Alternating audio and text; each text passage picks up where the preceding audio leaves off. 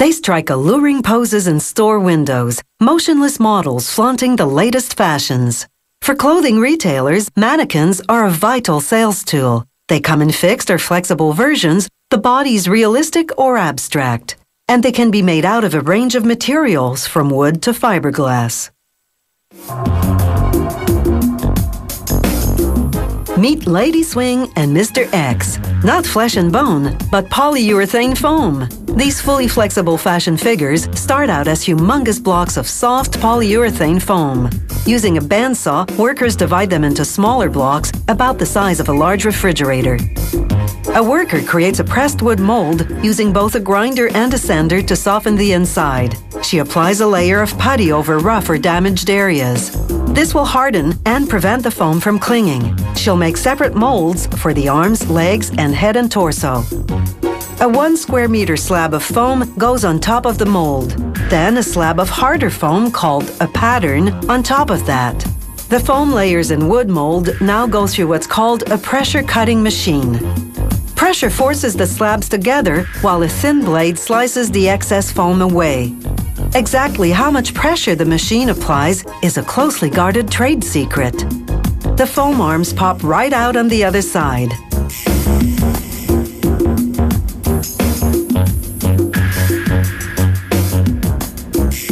For the head and torso, they use a foam slab measuring 139 by 43 by 14 centimeters. And a foam pattern that includes shapes for breasts and a belly button, and grommets to shape the nipples. This foam pattern is impressionistic. These mannequins are not meant to be anatomically correct. Here's the pressure cutting machine close up. 9 rollers compress the mold, soft foam, and pattern slabs together, forcing them through a paper-thin opening and slicing away up to 15 centimeters of foam. True to form, Lady Swing pops up on the other side. Her flexibility is her raison d'être. She and Mr. X are often displayed on sports equipment like snowmobiles and bikes. Their manufacturer first named them in the 1970s, and the monikers just stuck. Workers inspect the mannequin and trim the excess material. They extract her easily because they sprayed the empty mold cavity with lubricant. Next, a worker assembles a half-centimeter thick steel skeleton to give the mannequin some structure. Workers will insert the skeleton between the half sections of the foam body. A welder fuses together 16 joints in the ankles, knees, thighs, hips, elbows, and shoulders. Another worker sprays slow-drying water-based glue on the skeleton and on the foam body sections that'll cover it. This will make them adhere together snugly.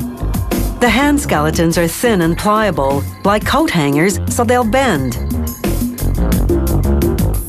A worker places the skeleton between the torso halves, positioning the foam so the edges meet evenly. These dummies don't come cheap. They sell for between $600 and $800 each, depending on the market value of the foam's main ingredient, oil.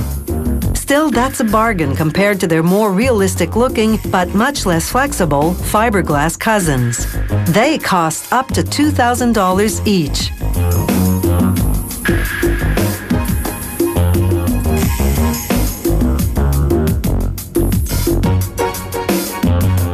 After letting the parts dry and set overnight, a worker tests the limbs for flexibility.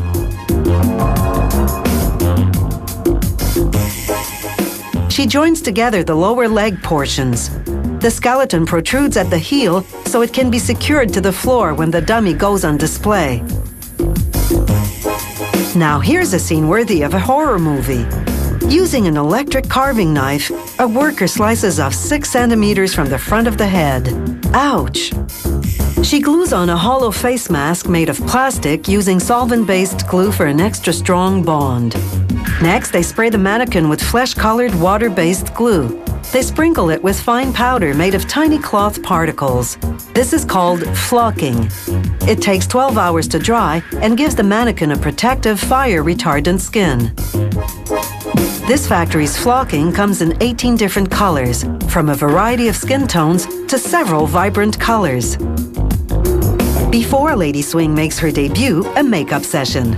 Powder blush to color her lips and cheeks, and water-based paint on her eyes, lashes, and brows.